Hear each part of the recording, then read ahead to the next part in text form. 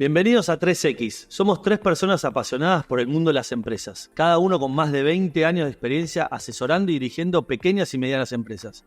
En este podcast, durante 35 minutos nos reunimos para compartir nuestras historias, lecciones y consejos prácticos que te van a ayudar a llevar tu negocio al siguiente nivel.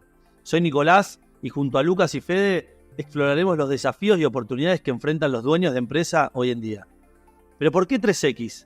3 perspectivas. El podcast aborda los desafíos y éxitos desde 3 ángulos diferentes, como dueños de negocios, como consultores y como narradores de historias. Triple Experiencia refleja la combinación de 3 trayectorias profesionales que juntas ofrecen una visión completa y enriquecedora del mundo empresarial. Y por último, Multiplicación por 3, porque representa el objetivo de triplicar el éxito de las pymes y sus equipos a través de consejos y estrategias efectivas. En 3X creemos que cada desafío en el camino empresarial es una oportunidad para aprender y crecer. Bienvenidos a 3X Podcast, mi nombre es Fede Tesoro y les doy la bienvenida a este primer episodio de 3X. Les acabamos de explicar de qué se trata 3X en la introducción, pero antes de empezar al tema del día, que hoy lo llamamos este primer podcast One Man Show, ahora le explicamos de qué se trata, pero antes de eso quiero darles y presentarles y darles la bienvenida a Nico y a Lucas. ¿Cómo andan, chicos? ¿Todo bien? Bien, muy bien, Fede. La verdad que contentos con este primer episodio y este proyecto que estamos encarando. Buenísimo. Muy bien, muy contento de estar acá. Con muchas ganas de empezar. Buenísimo. Bueno, la idea es agregarles valor a todos que están relacionados con el mundo de las empresas, tanto en forma de dueños como partes de equipos. Vamos a hablar mucho de equipos, de cómo tratar de que los equipos lleguen al alto rendimiento. Y vamos a tratar de, en todos los episodios, tener una estructura similar, 30-35 minutos de charla.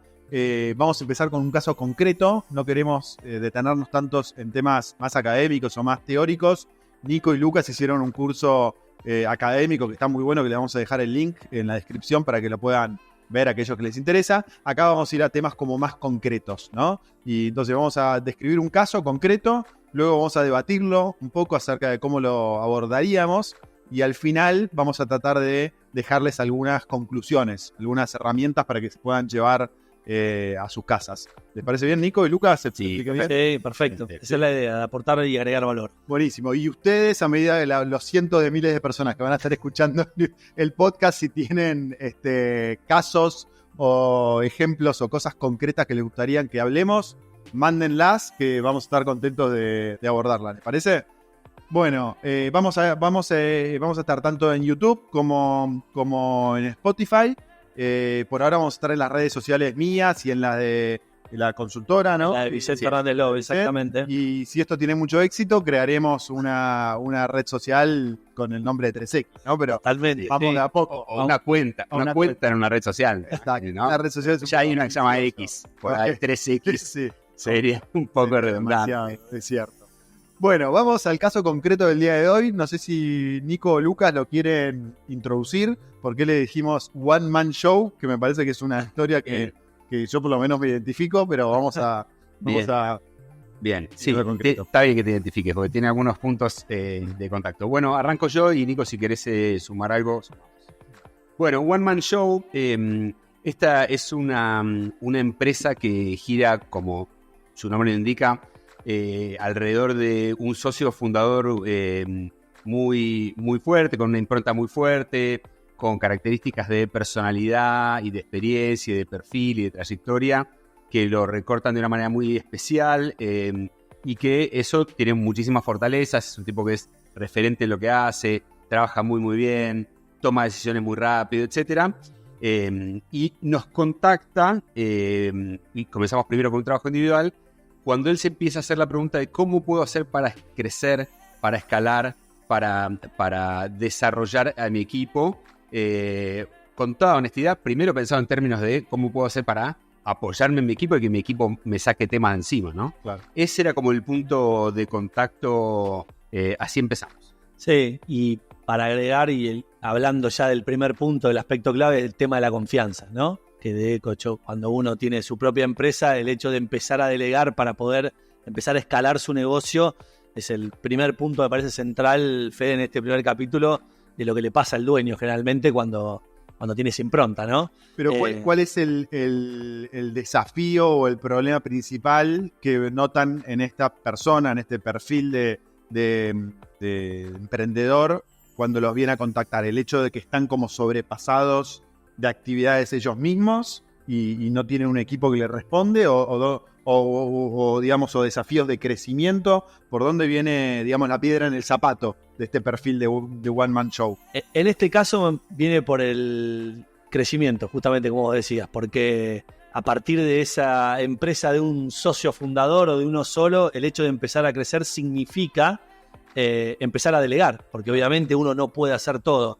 Y en este caso en particular, el equipo está distribuido geográficamente por toda Latinoamérica. Claro, ese es un tema más complicado todavía. Y la construcción de confianza, todos sabemos que necesita de mucha gente, de mucho tiempo, de mucho relacionamiento. Y el hecho de hacerlo virtual dificulta en este caso esa situación.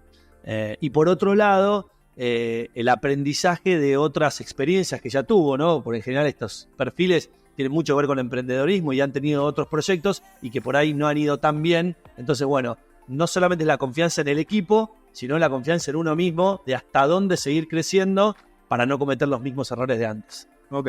¿Y cómo empiezan a trabajar este caso? ¿Cómo lo abordarían? Digamos, ¿ya tenía un equipo esta persona o fueron construyendo el equipo? ¿Cómo? Tenía un equipo, un equipo del cual él estaba como muy, muy distante. Yo te diría como no había una distancia muy grande entre él y el equipo en cuanto a cómo veían las cosas, como decía Nico recién, la confianza que él tenía para delegarles no solamente tareas, sino proyectos en general, con digamos, con un poquito más de ambición y de posibilidad de creatividad de cómo llevar adelante, además en un negocio con una carga operativa muy muy fuerte, con lo cual eso le quita, digamos, la facilidad de decir, bueno, hoy nos vamos a poner creativos. No es un negocio que pase por un momento en el que digan, hoy nos vamos a poner creativos, con lo cual tenía un equipo como muy muy pegado al piso. Así empezamos. ¿Y qué fue lo que empezaron a hacer ahí? ¿Se reunieron con el equipo? ¿Se reunieron solo con él? ¿Cómo encararon la dinámica de trabajo? Al principio yo creo que este fue uno de los casos en donde más trabajamos con él primero, individualmente, una vez por semana, mano a mano, intentando entender qué es lo que él quería que sucediera y qué es y comparándolo con la situación actual. De hecho, estaba pensando que hace un tiempito le preguntamos a él, digamos, él está contento con el trabajo que hicimos, etcétera. Y él dice que la variable para evaluar el éxito del trabajo de consultoría y la diferencia de lo que significó para su negocio y para él está dada principalmente por la cantidad de oportunidades nuevas que fue capaz de tomar a partir de que empezó a trabajar con nosotros. Antes estaba súper ocupado, claro, no tenía más posibilidades de novedad, entonces eso hacía para el negocio que se le quedaran cosas sin abordar y a nivel personal un desgaste, estaba muy habituado a estar trabajando todo el tiempo topeado. O sea, él logró el objetivo de descargar un poco la carga de trabajo y, como bien decís, eso le permitió estar atento a otras oportunidades y capitalizarlas, ¿no? Exacto. Ahora, ¿qué trabajo interior? No sé si es llamarlo trabajo interior, pero ¿cómo lograron eso? Porque me imagino que primero él tenía desconfianza de tirarle trabajo a su equipo o directamente no lo quería hacer, o ¿cómo fue eso, digamos?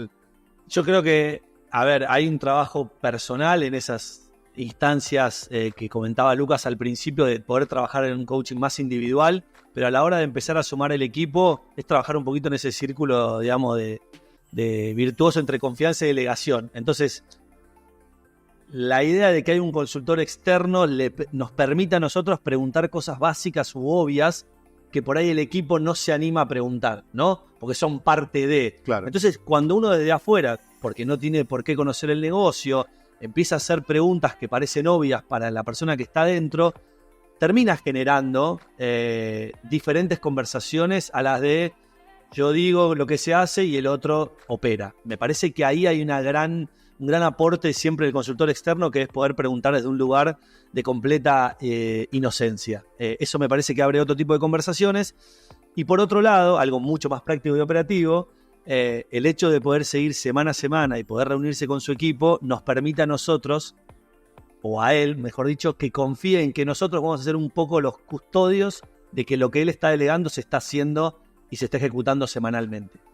Eso es lo que nosotros también podemos hacer con el equipo al cual él le delegó las tareas. O sea, ahí hablaron o ahí mencionaste la introducción de un sistema de trabajo, ¿no? Exacto. Y que eso seguramente le haya generado confianza a él para delegar ciertas actividades que antes no lo hacía, ¿no? Así es. Es poner, digamos, desde lo más básico en este sistema que vos hablabas, Fede, recién, es, bueno, ¿qué es lo que vos haces hoy y querés dejar de hacer? ¿Qué podés delegar? ¿Qué no podés delegar? Bueno, si estas son las tareas y las clarificamos y esto es el output que vos querés con respecto a esta tarea, se la vamos a dar a esta persona.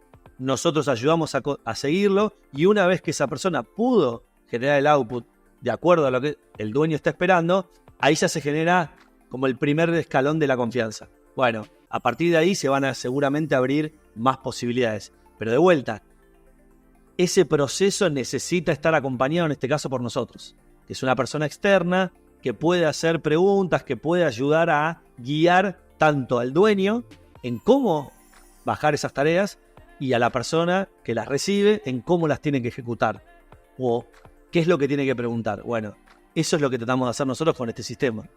Y trabajar sobre el equipo también para que digamos, la confianza vaya de un lado y vaya para el otro, ¿no? O sea, es como una doble vía. Sí, ¿Y cómo haces eso? ¿Cómo lográs eso? O sea, ¿trabajaron con él y después empezaron a trabajar con el equipo? Sí, trabajamos con él y trabajamos luego con el equipo. Y Nico recién decía acerca de esta como inocencia, decía él, yo casi te diría impunidad del consultor que puede preguntar a veces con la total seriedad cosas que para el negocio son súper elementales, que para un equipo, para la gente que trabaja ahí, si no lo tiene del todo claro, o si no lo entendió en los primeros 3 meses, después ya se te pasó el momento de preguntarlo. Sí. Entonces, nosotros tenemos esa posibilidad, pero también responsabilidad, de ir y apretar todos los botones y ver para qué sirven, y de preguntar todas las cosas. Entonces, lo primero que buscamos generar fue en un equipo de vuelta distribuido geográficamente, que eso tiene toda una serie de dificultades y para nosotros fue un aprendizaje muy grande, digamos, en el cual nos apoyamos en lo que habíamos aprendido en la pandemia a trabajar a través de la pantalla, porque hasta ahora no lo habíamos hecho. Pero empezamos a generar con ellos la posibilidad de contactarse, no radialmente todos yendo a la oficina central que está en Estados Unidos, claro, sino que puedan hablar entre las distintas oficinas de Latinoamérica.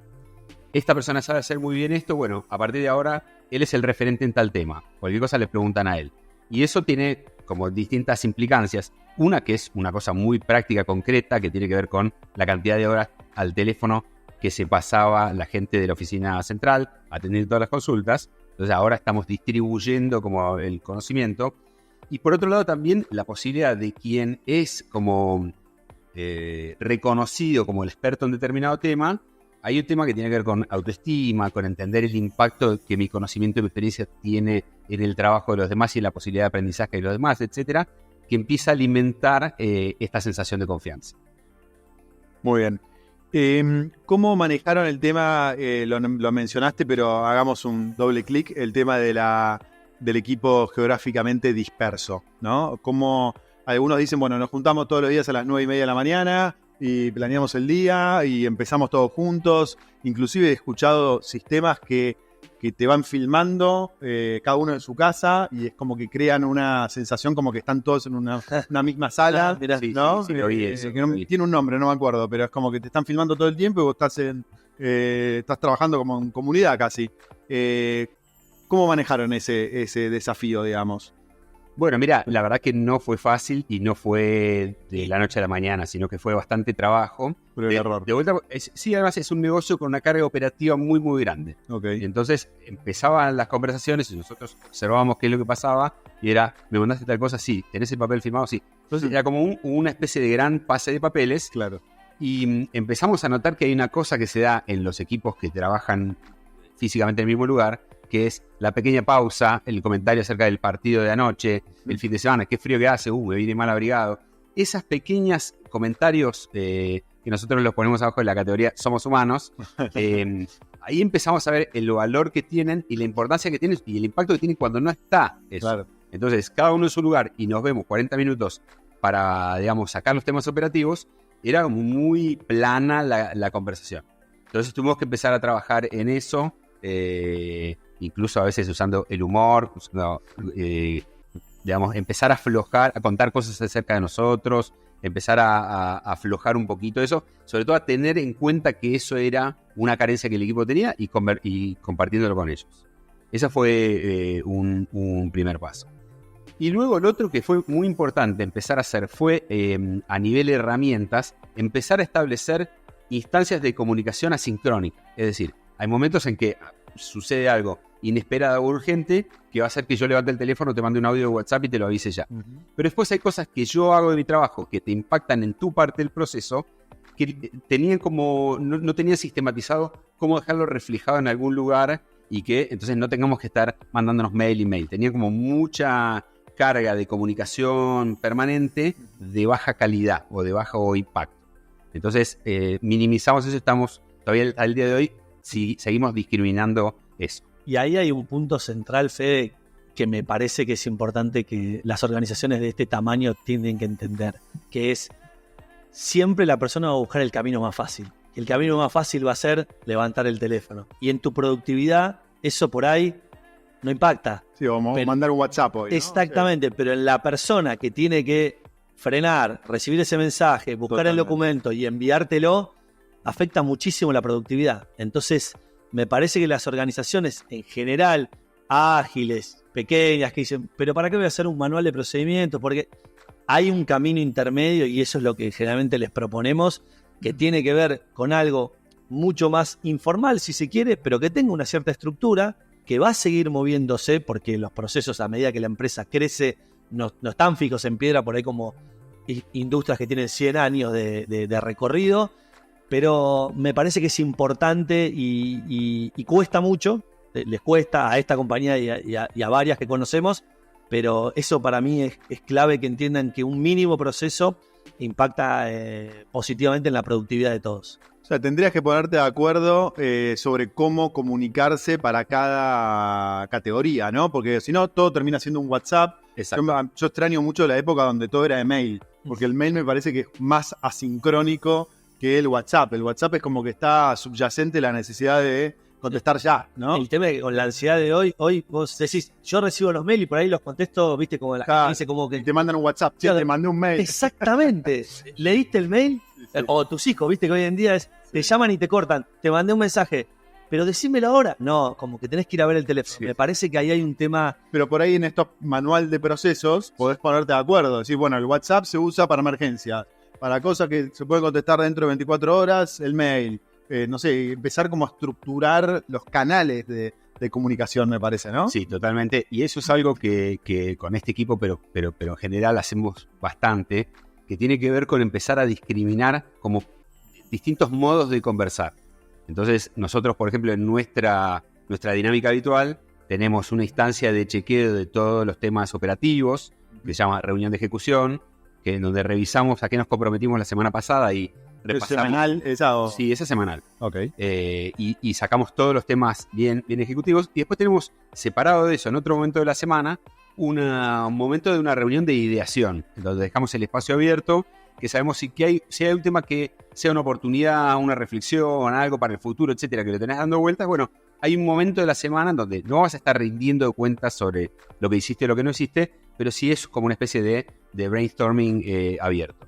Y eso nos generó como una especie de contraste muy grande y resultados muy concretos. Las dos instancias tan buenas y tienen valor en sí mismas. En su experiencia de hablar con dueños de empresas, ¿no? Y una aclaración, creo que The One Man Show puede pasar también para empresas de 150 empleados, ¿no? Sí, están los 150 empleados, pero todo depende del dueño, ¿no? Sí. Yo he conocido gente así. No sé si ustedes coinciden. No, y yo conozco uno. Vos tuviste un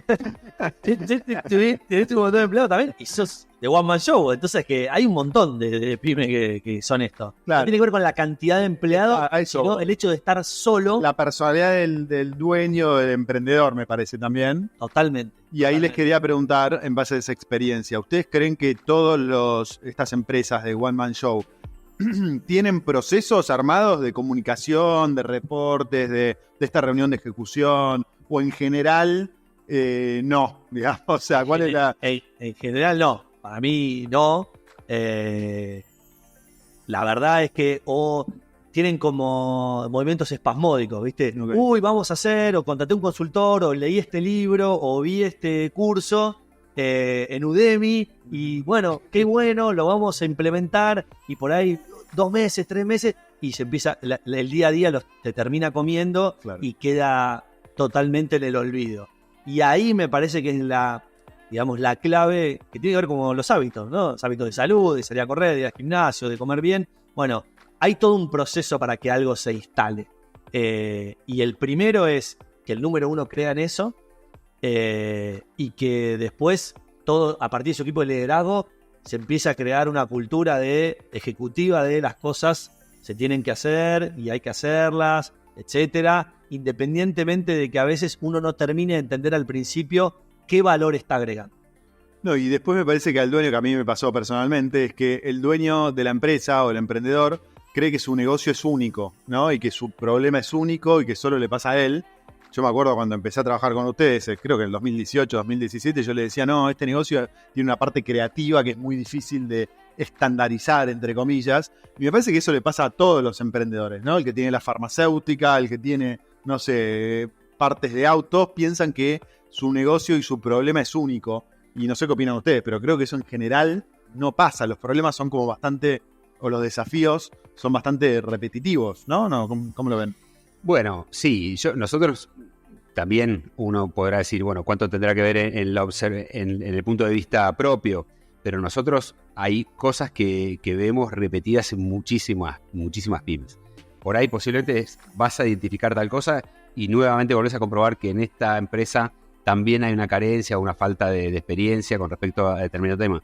Pero sí, lo vemos muchísimo. Y sí, yo creo que nos hemos encontrado que por ahí lo nombran de manera distinta. Por ahí lo identifican desde un lugar que creen que la óptica es única. Pero cuando vos bajás a la raíz del problema, al concepto en sí mismo, es el mismo. Es la soledad, es el número 1, es la falta de procesos porque mi negocio es muy dinámico y no estoy para dedicarme a esto. O sea, no, la ejecución, ¿para qué me voy a reunir si yo lo veo todos los días y trabajo enfrente? Pero no es lo mismo el trabajo enfrente, ese tipo de conversación en el medio de un montón de estímulos, que decir, nos vamos a hacer una reunión fuera de la oficina, apagamos los celulares, apagamos todo y nos sentamos 1 hora y media con determinada agenda libre. No es el mismo tipo de conversación. Pero bueno, entiendo que todos creamos que somos únicos.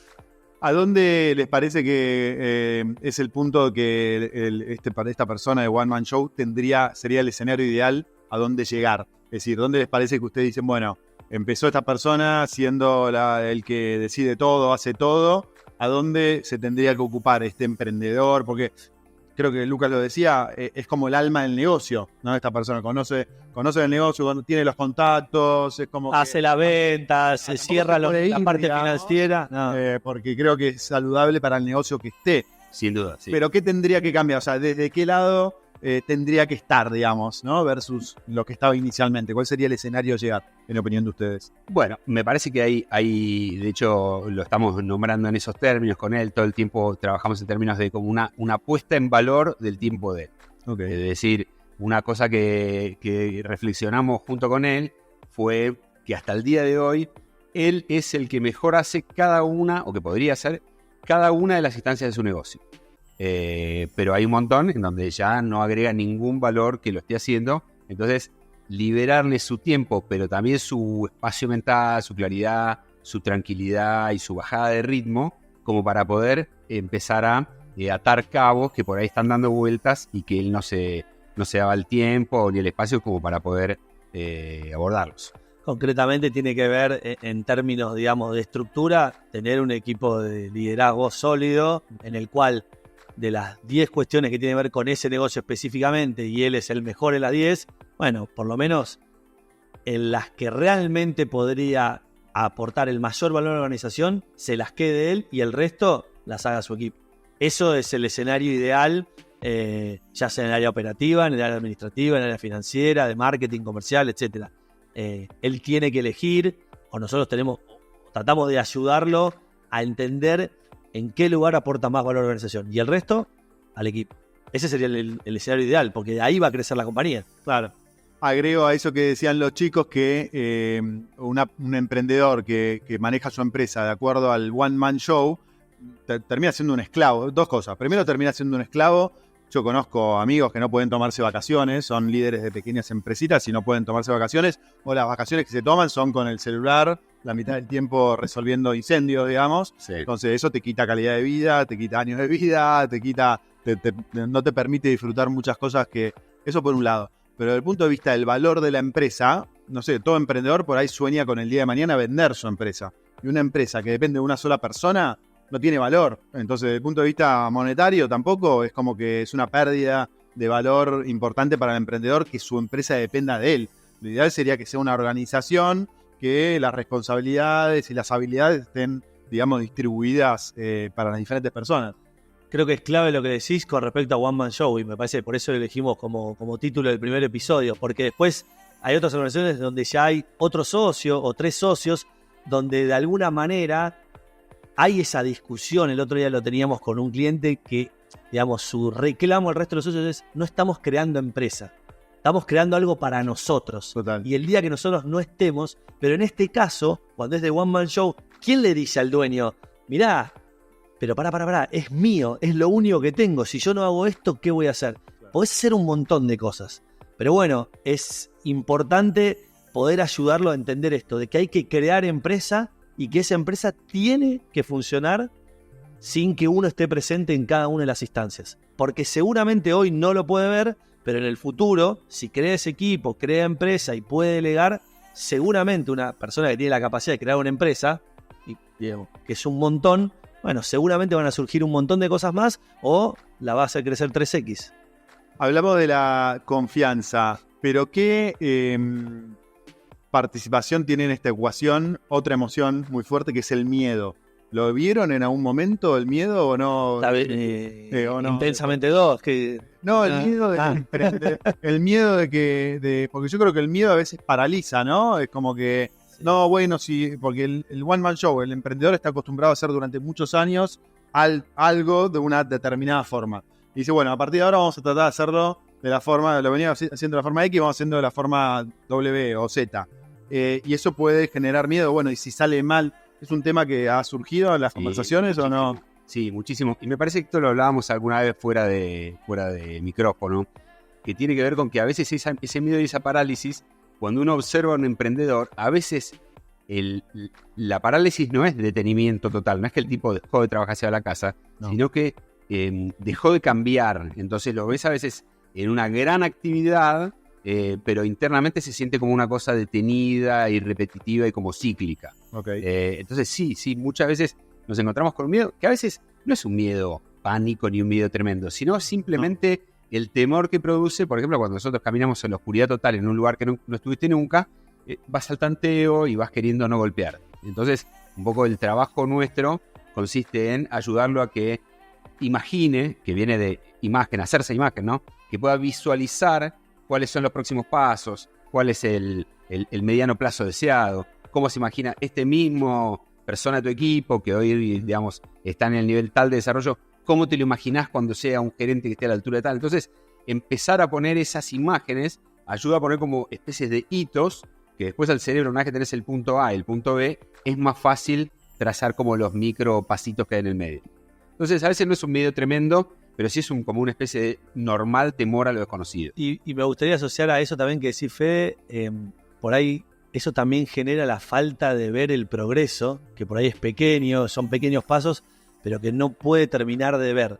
Y entonces, muchas veces, como que necesitamos hacer mucho hincapié en que él pueda ver, pero vos mirá de dónde empezaste y dónde estás ahora. Pero en el momento en que está, por ahí hay otros problemas, y es, no pueden, digamos, ver ni capitalizar todo lo que han hecho. Es como muy difícil de poder visualizar eso o de poder ver esa realidad. Pero bueno, tratamos de tener esos momentos de éxito y de festejar ciertos logros. Les hago un par de preguntas más y después vamos a los takeaways, ¿no? ¿Les parece? Las conclusiones. Dale. A Nico, siempre vos tenés mucha experiencia en equipos deportivos, ¿no? Y sí. Me parece que el mundo de la empresa y el emprendedor, la pyme, tiene que ver con el mundo deportivo. ¿Se puede hacer algún paralelo esto de One Man Show con los equipos deportivos, me imagino un equipo deportivo que tiene un Messi en el equipo, ¿no? Y dependemos todos de Messi. ¿Puede haber algo? ¿Te ha tocado en tu experiencia de entrenador de estos años algo similar o te parece que no es extrapolable? Creo que son ciertas cosas que se pueden extrapolar. Me parece que hay una característica, y la segunda se la voy a dejar a Lucas, que siempre habla muy bien el tema del cuerpo.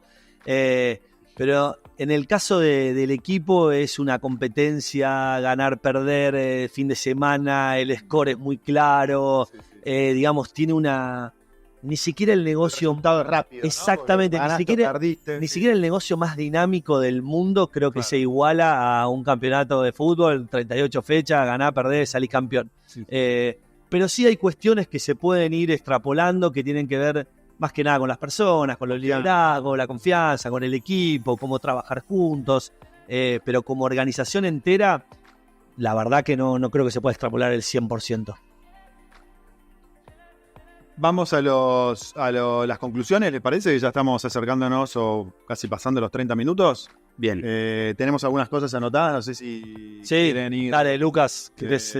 O sea, conclusiones es, a ver si entiendo bien, ¿qué se puede llevar la persona que está escuchando este podcast ante este tipo de situaciones? O sea, cómo resolverlas, si está ante un negocio que es de One Man Show, qué herramientas o qué estrategias puede implementar como para tratar de salir de este callejón sin salida, aparentemente. Bien, perfecto. Entonces, hay como dos ejes para encarar. Por un lado, el tema conceptual. Muchas veces nos pasa que explicamos algo, mostramos algo de determinado punto de vista y una persona inteligente dice, sí, la verdad, sí, tenés razón. Ahora después se da vuelta y cae en la habitualidad de ciertas prácticas. Entonces, vamos a tratar de discriminar. Eso creo, hay un amigo que dice, yo sé que lo tengo que hacer, pero no lo hago, pero no lo puedo hacer. Claro, sí. Quiero, pero no puedo. Tal cual. Bueno, ese es un poco, de eso trabajamos nosotros, digamos. Okay. Ayudar en ese punto y probar cosas para que empiece a hacer lo que sabe que tiene que hacer. Entonces, desde el punto de vista, lo primero que tiene que lograr esta persona, este One Man Show, es empezar a delegar con éxito. Y como decía Nico, mientras más delegás, más entendés cómo trabaja el otro. Hay como un círculo virtuoso entre delegación y confianza y delegación. Entonces, eso... Que delegación no es desentenderse 100%, ¿no? No. Ni cerca, porque muchos creen que delegar es, bueno, tráeme el resultado. Y cuando vos delegás por primera vez, no es micromanagement, lo que hay que hacer es, digamos, sentarse con la persona, ver cómo lo hace, estar ahí, dar un feedback inmediato, y después uno puede ir al final a delegar y decir, bueno, tráeme el output de vuelta y vemos que... Pero me parece que ahí es, o no hay delegación, o hay una delegación completamente, llamémosle, irresponsable. Abandono. Abandónico, sí. Totalmente. Y después, lo otro que es, digamos, una manera de autoevaluarte y ver si estás como en el camino de la delegación, tiene que ver con pensar en la urgencia o lo que se te presentó hoy, que tenés que atender en el corto plazo, que es urgente, que es importante, o que es, como decías vos, un incendio.